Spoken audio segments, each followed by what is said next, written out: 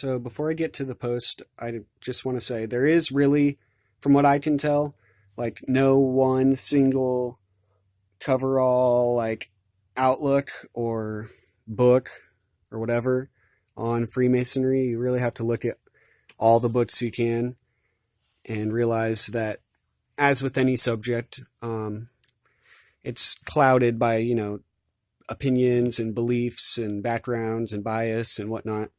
And so you've got to take that into account. There is certain there. It's like or the whole history of Freemasonry is the history of man, but it's also the history of science and religion and warfare, all coming together.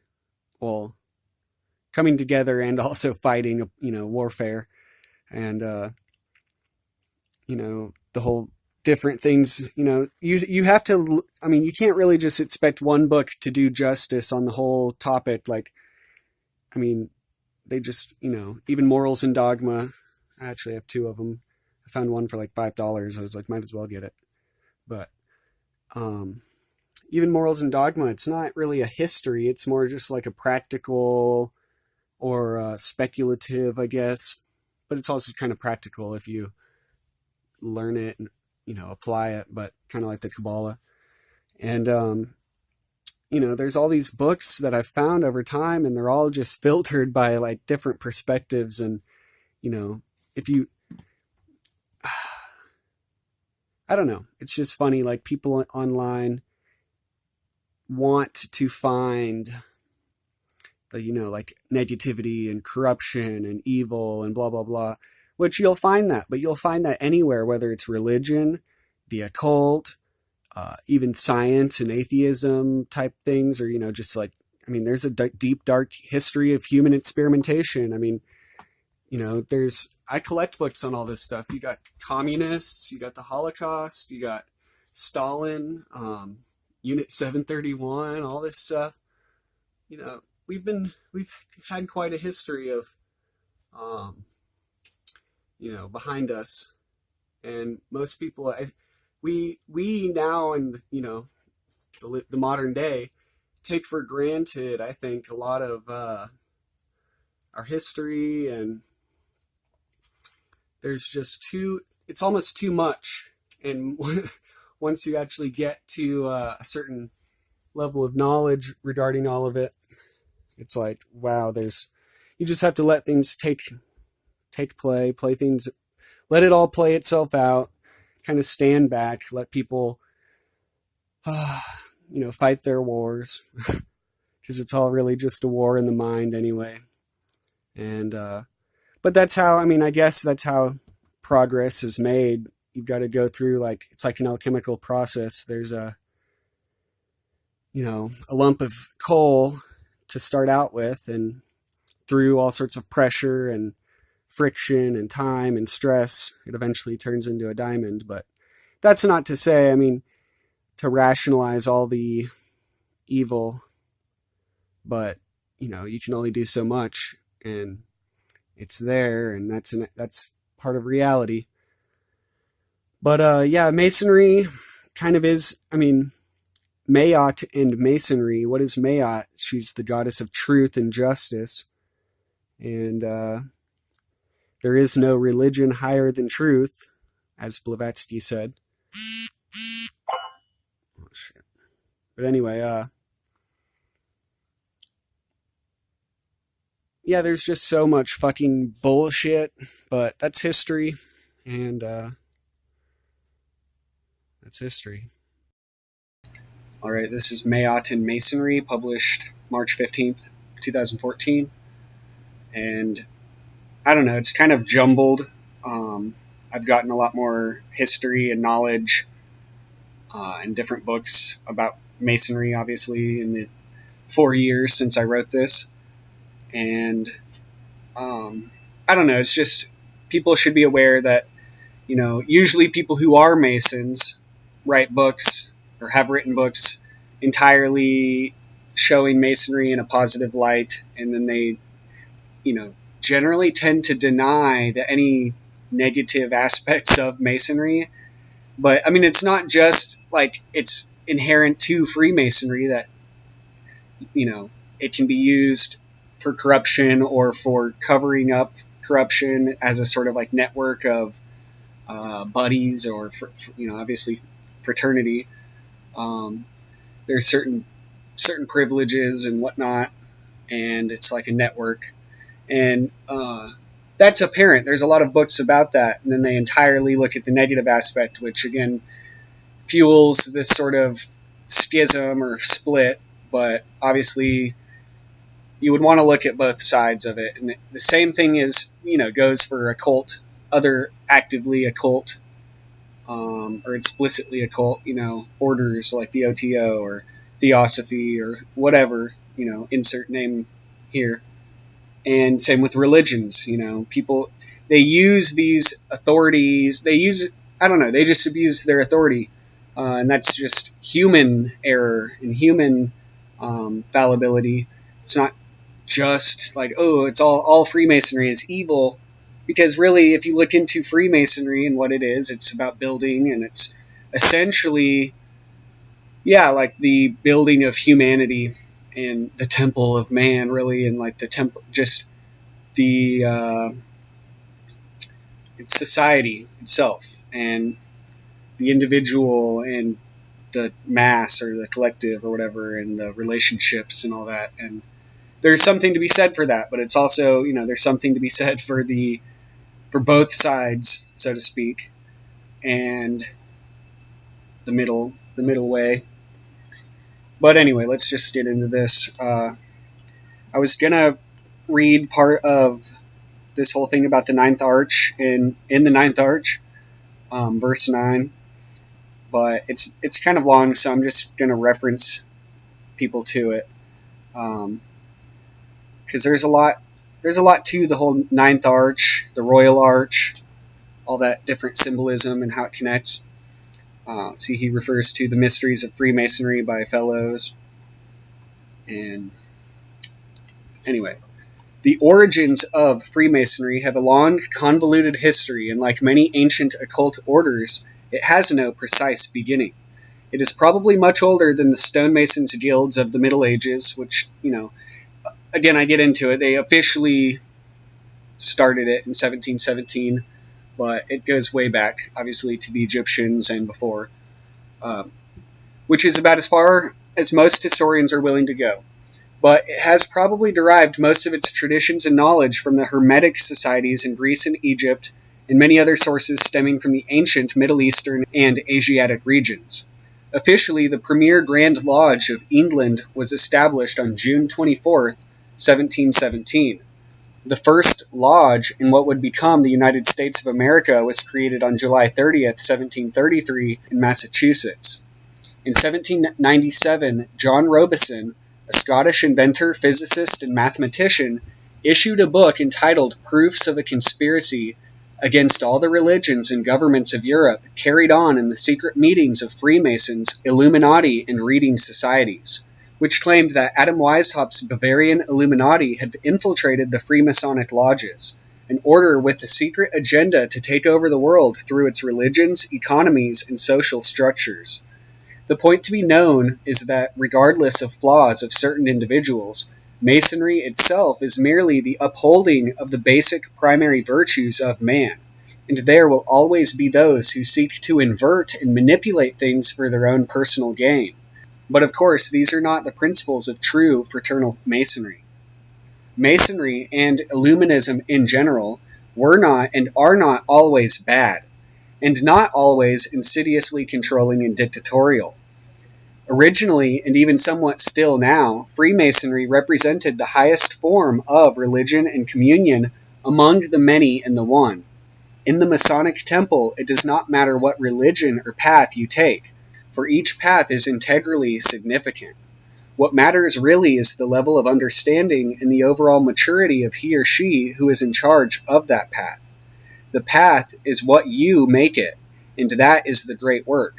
In essence, Freemasonry indeed represents the true world religion of man, and all are in its school, whether they know it yet or not. The problem is, the Black Lodge has gained more servants on its side, and the balance has been knocked awry. Darkness shackles the hearts and minds of the many, and light only scares them deeper into the comfort of the blanket of ignorance. The blind have made their covenant, and made more of a monster themselves than that which their small minds were able to even fathom in the first place.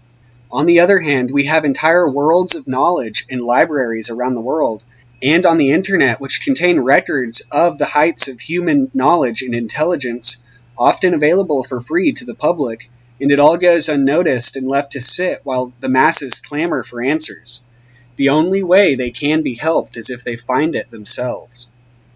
Etymologically, the word Freemason is said to come from the French frère, brother, and macon, or macoun, maker, mason. Masons refer to one another as brothers. On page 816 in Morals and Dogma, Pike states that the Templars, or poor fellow soldiery of the Holy House of the Temple, intended to be rebuilt, took as their models, in the Bible, the warrior masons of Zorobabel, who worked holding the sword in one hand and the trowel in the other. Therefore, it was said that the sword and the trowel were the insignia of the Templars, who, subsequently, as will be seen, concealed themselves under the name of Brethren Masons. This name, Frères Macons in the French, adopted by way of secret reference to the builders of the Second Temple, was corrupted in English into Freemasons, as Pythagore de Crotone was into Peter Gower of Groton in England. Freemason, spelled with a vav, since vav and an can be substituted for another, is 373, the number of logos in Greek, the word, a symbol which is revered in Masonry. The subject of the lost word is very deep, but when you get down to it, the word is really every word and no word, as the word being spoken. As Frater Achad mentions in Liber 31, a form of the lost word may be Allah, or Aleph Lamed, Lamed Aleph, which can be thought of as the word of life which is spoken when breathing in and out, and cosmically as being and non-being reoccurring. Freemason with an an instead of vav equals 437, the number of Lithba, the ark or arch of the Masons, as well as Logos Althea, the true word or word of truth. It is significant that 4 plus 3 plus 7 reduces to 5, for 437 equals the 5, the star, as well as windows. The window is He, the fifth letter and the fifth element, which is associated with the spirit, which is of the stars. In Jewish gematria, 437 is the number of the pentagram as well, and gematria database, showing how important a gematria database is for easily finding Kabbalistic connections between magical concepts. The Freemasonry equals 666, the number of to Megatherion in Greek, the great beast, a name of Satan, showing the draconian connection. It also equals the dragons. The dragon is also known as the worm, with a Y or yod, which also equals 666, which signifies the transcosmic kundalini. This is the core of the system which in our solar system is seen as the sun and as the solar self. Thus, in Greek, we also have haphren, 666, the mind, or really the heart or intellect. Note also that dragon heart equals 666. There are also 6 protons, 6 neutrons, and 6 electrons in carbon, one of the most basic elements in our physical world. Therefore, it is significant that the word formation also equals 666. And thus, the Hebrews were right in their assertion that 666 denoted the quality of materialization or manifestation appertaining to the solar divinity O Serapis and Titan. 666 is the sum of 1 through 36. 36 implying the 3 sixes, but also being 6 times 6. 6 is the number of Tiferet, the sun. It is the sun which traces the royal arch in its course across the sky.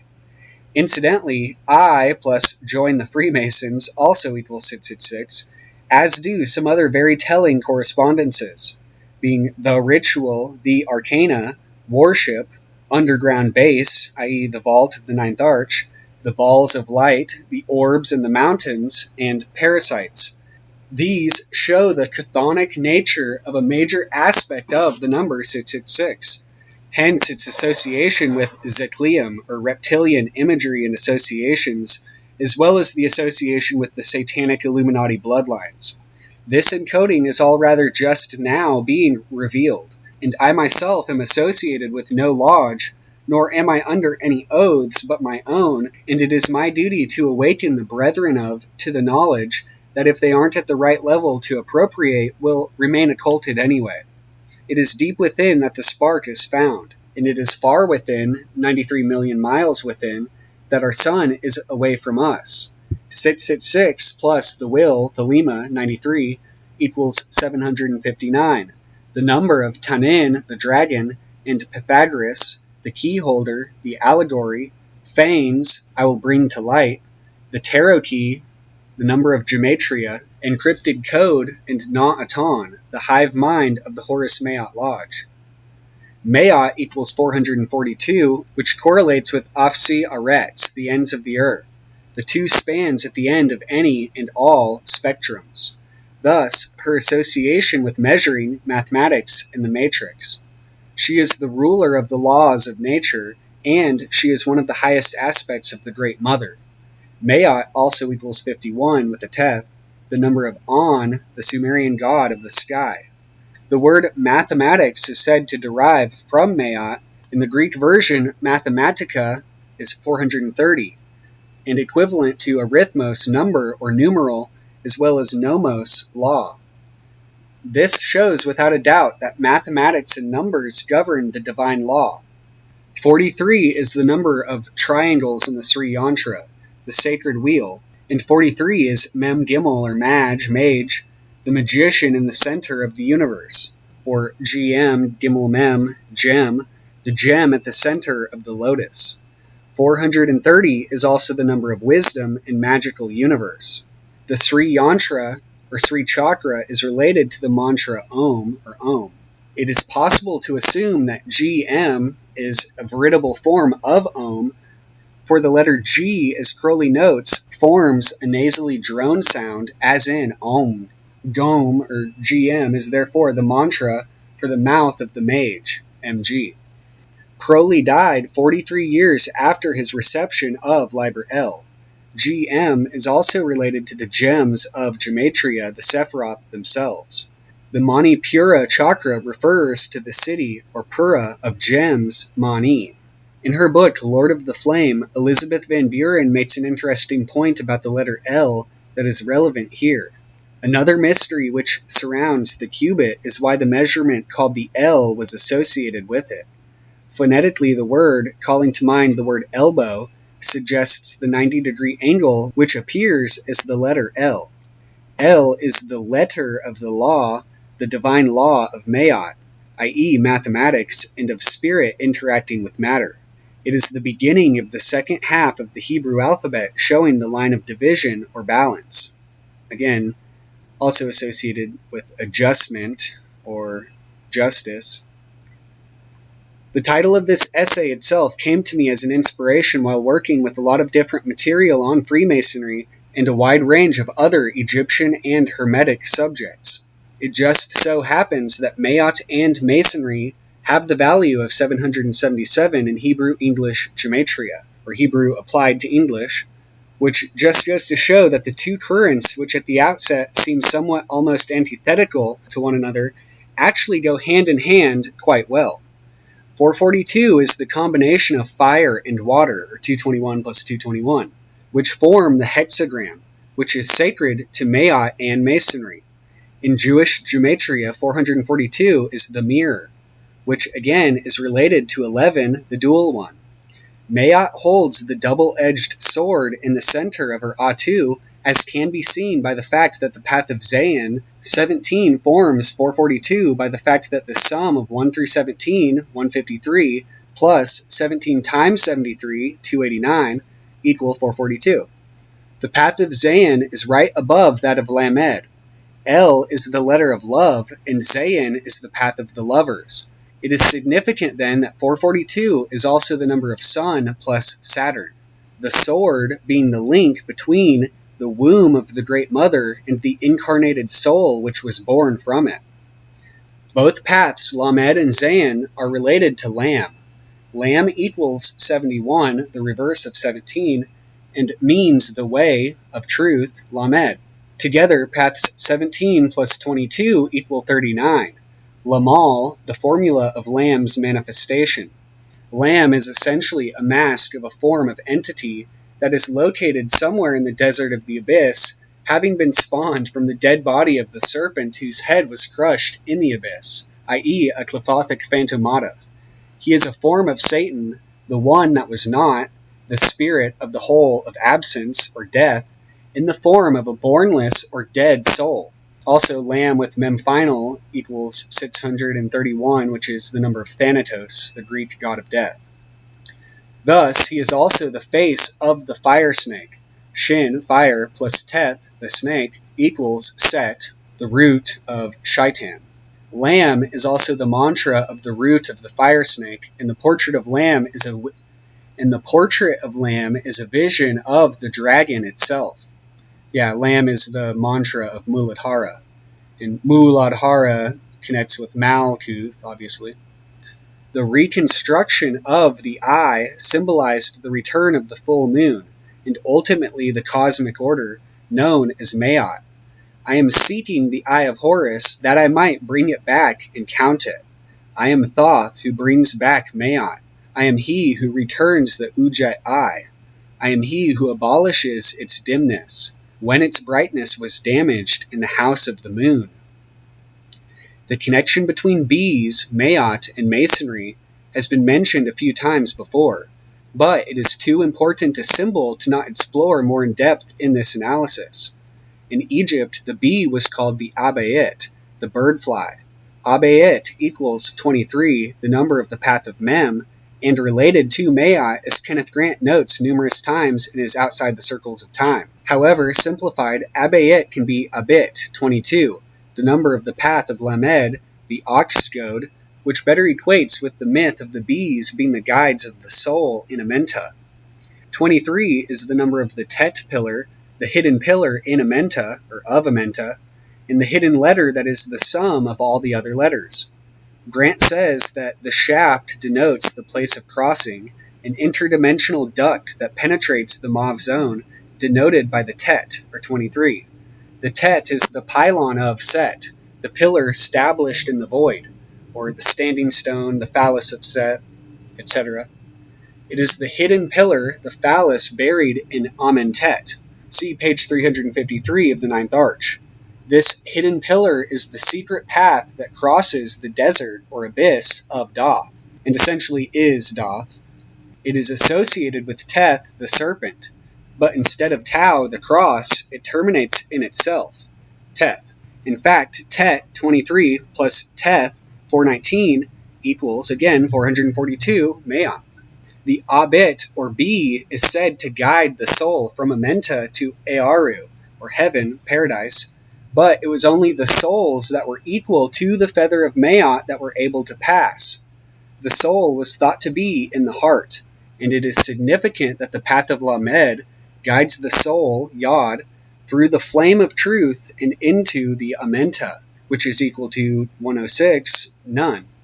This is the process of reincarnation as the self, Ayin, I, of the hanged man, Mem, is crucified in his revolutions on the wheel of life, Kaf. See the paths surrounding Tifreth on the tree of life. And remember that the bee is symbolic of the immortality of the soul. Note that bee comes from the Norse baya, which is the spirit. It is through this process of purification that the royal jelly or pure gold can be formed. The Tet is therefore the portal that leads outside the matrix, and it is said that the bees are also symbolic of the outer ones, as well as the Lord of the Flies, or more correctly, the Lord of the Bees, Beelzebub. Note that Zebub, the root of Beelzebub, is 11, connecting to Doth, the pillar or hole that is not, and therefore outside. In Outer Gateways, Kenneth Grant mentions the bee and its relation to many streams of relevant subjects. The final manifestations of consciousness have been typified by the arachnids. And it was precisely the spider which represented the ancient cult of the Ob, or python. The bee, beetle, or crab is therefore the link between the earliest manifestation of the Typhonian current and its final phases. Note that all three are insectival, for the crab is a kind of water beetle, or is considered as such in occult lore. These phases constitute the links of a chain which precedes, includes, and then transcends the human component. But it should be understood that the human element does not grow out of or into the two Typhonian phases which precede and succeed it. Rather, the human element appears as an interruption, an interference even, with the ongoing current. The bringer of the Grail may therefore be envisaged as offering to this terrestrial and alien race of humans the chance of communion with the Typhonian bloodline. For the bearer descends from the bear, Typhon, which embodies the typh of the royal blood, i.e. the Sangreal.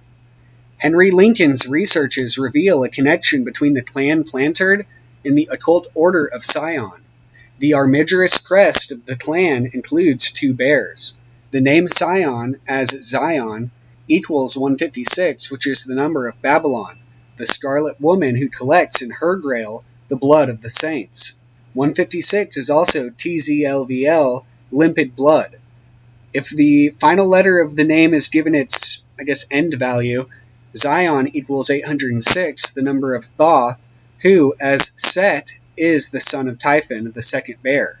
806 also denotes the Empusae, the vampires, whose emblem is the Calyx Horroris, the cup of horror. 806 as 86 is Kavas, cup. Kavas as Kus, or Kush, is the Chaldean form of the Egyptian Kepsh, the haunch emblematic of the thigh constellation. Ursa Major, the Kepsh, being the place of outrance on earth for the seed of the stars. 8 plus 6 equals 14, the number of Zahab, gold, a metaphor applied to the heavens. 14 denotes the door or gateway, and as such, it is a concentration of 86. 14, as 1 plus 4 equals again 5, the number of the old ones, and the basis of their Kabbalah. It is also the number of the woman, the cup. 5 suggests the Quinatar, a beast of Neptune, which, Lincoln tells us, was the designation given to the marine entity connected with the founding of the Merovingian dynasty, which plays a vital role in the Grail Gnosis. Lincoln also tells us that one of the most sacred of Merovingian symbols was the bee. Lincoln's researches have undoubtedly illumined certain phases of an ancient myth cycle intimately associated with the Typhonian current. They reveal a possible connection between an historic lineage, the Merovingian, and the Typhonian tradition. In The Holy Blood and the Holy Grail, the authors reproduce the family crest of the clan Plantard, the contemporary representative of which was, until recently, the Grand Master of the Priory de Sion, an order which, according to Lincoln, dominated the Order of the Knights Templar, and various other highly influential institutions which, at certain periods of history, included the Vatican.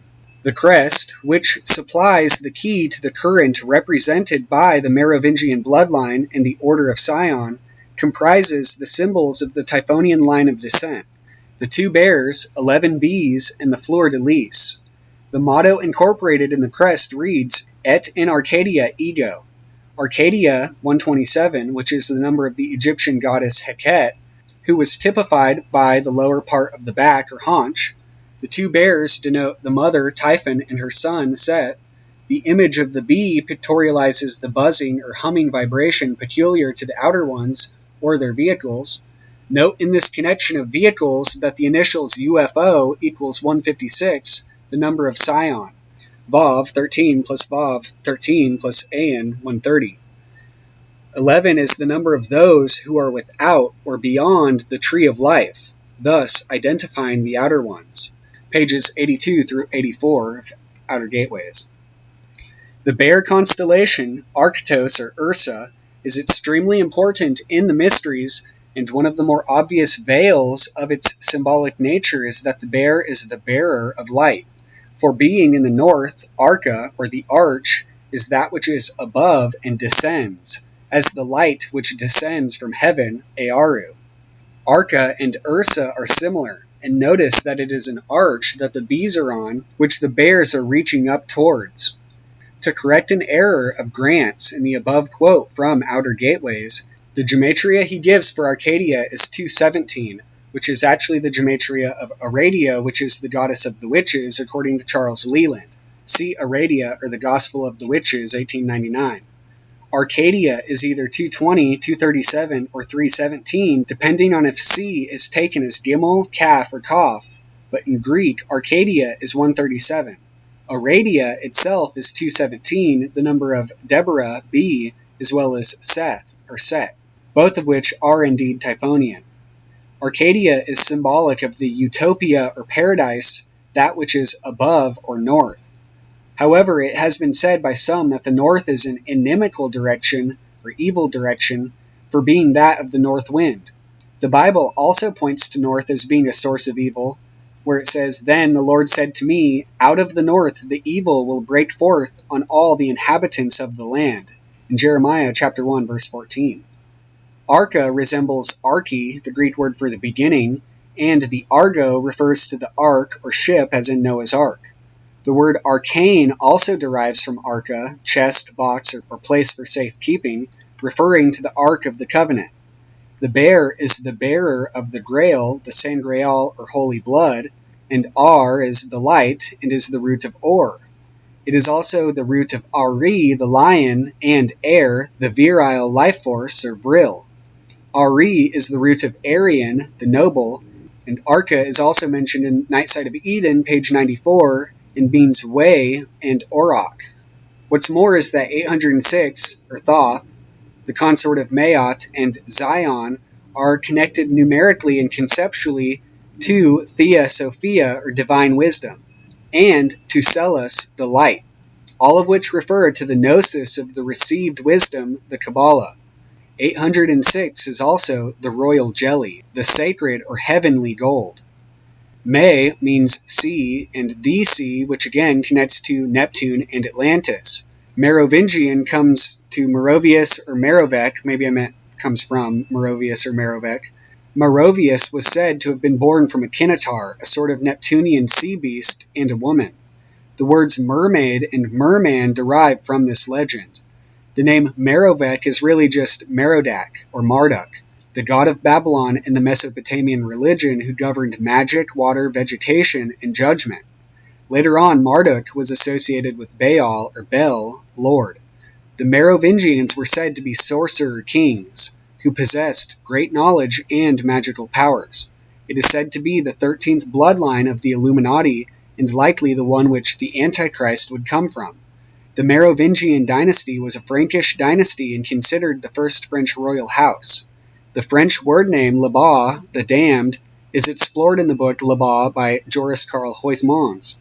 Thus, the name resumes the formula of the balance of the high and the low, fire and water, Horus and Set, heaven and hell, and its manifestation as a 13-pointed star, or 13-unit hexagram. Thus, it is the Merovingian Antichrist in Revelation 13:13, "And he doeth great wonders, so that he maketh fire come from heaven on earth in the sight of men." The bridge between worlds was severed when Lucifer fell from his throne, when the Lapsit Exilis fell from the crown. As Grant notes in Night Side of Eden, we didn't fall into the abyss, we fell through it, and the veils, or walls, separating reality, are traveled between via the doors, Shorim 620, if but one has the proper keys. These keys come through the tests, trials, and purifications. The Bifrost or Antakarana, the rainbow bridge between worlds, is the Kabbalistic Ruach or spirit connecting the soul to its source, which it has been separated from in order to be. Remember B, 7. This triad is the supernal triad which unfolds into the Ruach. The supernal triad reflects downward, then the middle abstract triad is paralleled by the astral triad.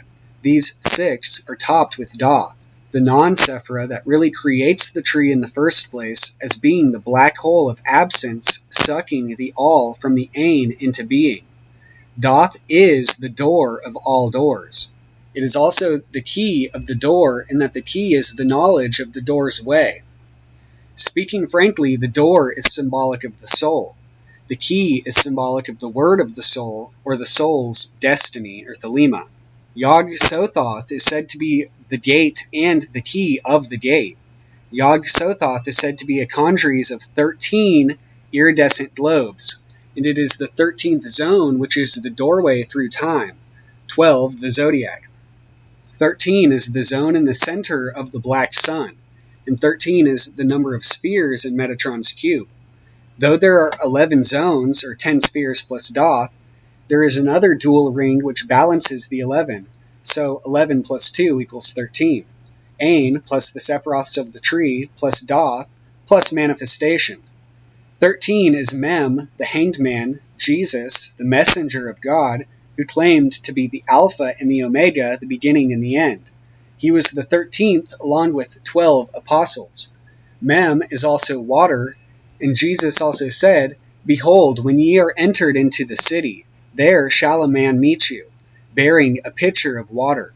Follow him into the house where he entereth in." Luke chapter 22, verse 10. Also, the 22 and 10 is symbolic. The water is related to Aquarius, who holds the pitcher of water, but Mem is associated with the element water, and Aquarius is attributed to He, the star. 13 is the universal code of transcendence. At the present time, work is being done to transmute the ancient tree of life from 10 spheres and Doth to a restored version of the Edenic state before the fall. This is to be achieved by a reformulation along lines similar to those expressed in Achad's The Anatomy of the Body of God, along with the added work by Grant. The idea is to restore the tree to the form known as Metatron's cube, consisting of 13 spheres. The idea of the Aeon of Maat, as represented by Achad, Grant, and others, is the same idea as the restoration of the final He of the Tetragrammaton, or the reparation of Malkuth and Doth. It should be seen from the keys presented in this publication that the egg, 107, is coterminous with the final He. From this egg proceeds the Ma-Ion, or the manifestation of the Aeon of Maat, 1313. Technically, when looked at three-dimensionally, the Metatron's cube would consist of 17 spheres. 17 is very much a number relating to time, cycles, and dimensional matrices. See Break the Cycle. Kenneth Grant also found 17 important enough to give a section on it in the end of the final book of his Typhonian trilogy, The Ninth Arch. The importance here is that 17 is the path of Zayin, the sword, or cleaver, figured as 7. And 17 is also the number of the letter Q, which in Hebrew is Kaf, which has the value of 100.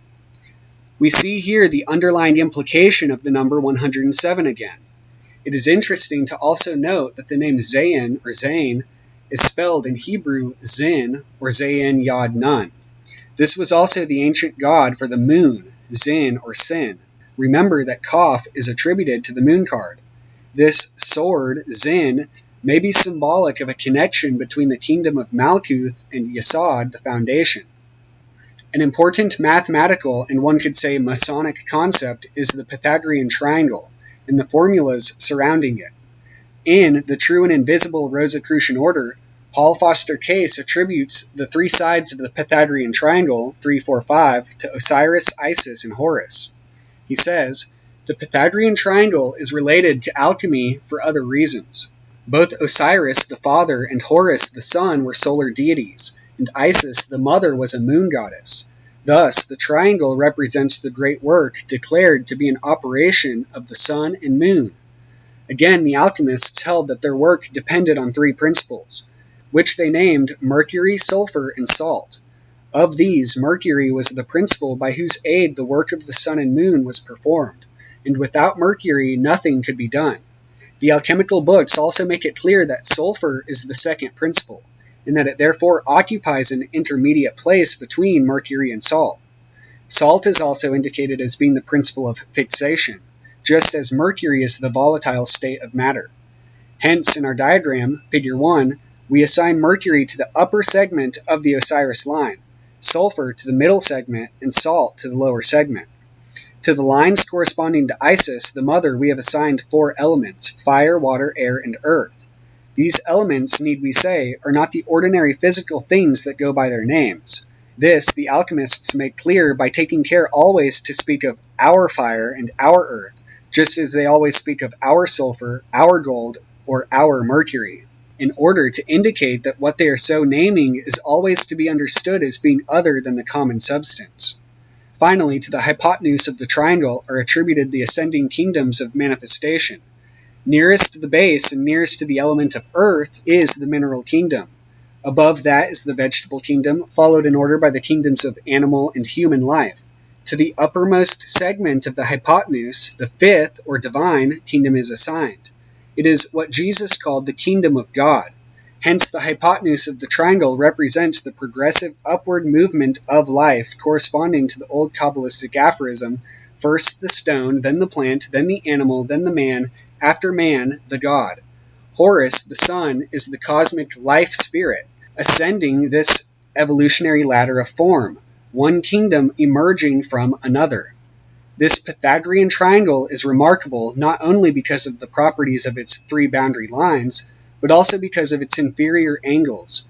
Of these, the first is the right angle of 90 degrees, again 90 degrees, the L, formed by the junction of the descending line of Osiris by the horizontal base, or Isis. In Hebrew, 90 is the value of the word mem, water. Thus, the angle joining the lines of Osiris and Isis may be represented by the alchemical aphorism, our sun and our moon are conjoined in our waters. Paracelsus tells us the element water is the mother, seed, and the root of all minerals. In another place he writes, the son of Hamuel says that the stone of the philosophers is water coagulated, named in Sol and Luna. From this it is clearer than the sun that the matter of the stone is nothing else but Sol and Luna. This brings us back to Maat, the L, or 90-degree angle. 90, it should be known, is the value of Zadi, which is the 17th Hebrew letter. It is attributed to the star card, and symbolizes Sirius, the star system nearest to ours. And Crowley switched, obviously, the star card with, the Aerophant. 90 is also the value of pi, because it's 80 plus 10, which is itself the 17th letter of the Greek alphabet. All of these concepts have to do with the formulas of this, or a dimension, as well as those beyond, in this case, Sirius, or the nearest star system. It should be noted here that 90 plus 17 is 107. Again, the 90-degree angle and the 17th kala. And the three formulas of the Father, Mother, and Son in the Pythagorean triangle also enumerate to 107. Ab, the Father, 3, Ima, Mother, 52, and Bin, Son, 52. Thus, yet again, it's all in the egg. Maat is thus the measurer, the matrix or womb from which the egg comes. Another point relevant to this writing is the eightfold seal of immortality. In the Ordo Aurum Solis, the eight-pointed star is used as the basis of their magic known as the Ogdoadic tradition.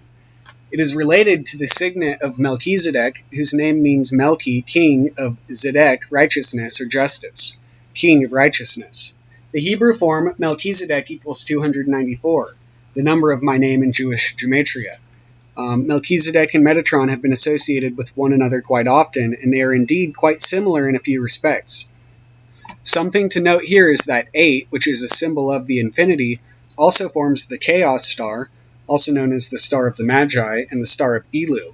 The 8 directions surrounding the 9th point in the middle reflect inward, self-reflection, and thus 8 plus 9 equals 17, the number mentioned above. I put about, but above.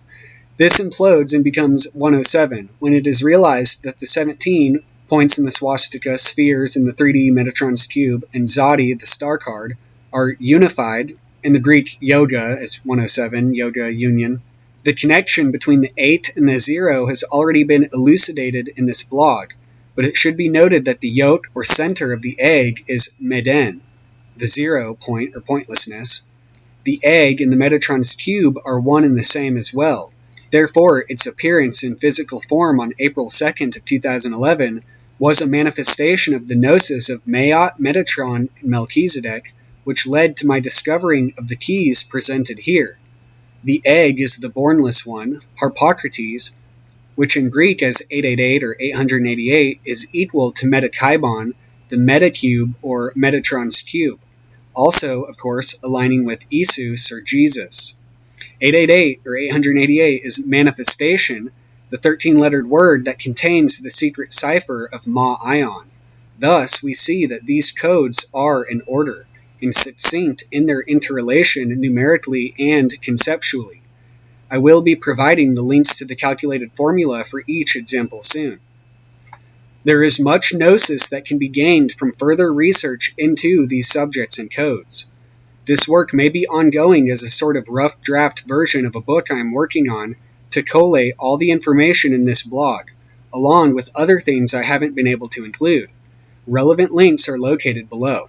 The True and Invisible Rosicrucian Order by Paul Foster Case, Real Masonry, Great Temple of Maat, Merovingian Mythos, Tracy Twyman on Guardians of the Holy Grail, and The Diamond Body, Buckminster Fuller and the Kabbalah by Iona Miller, and Star Magic by Linda Florio.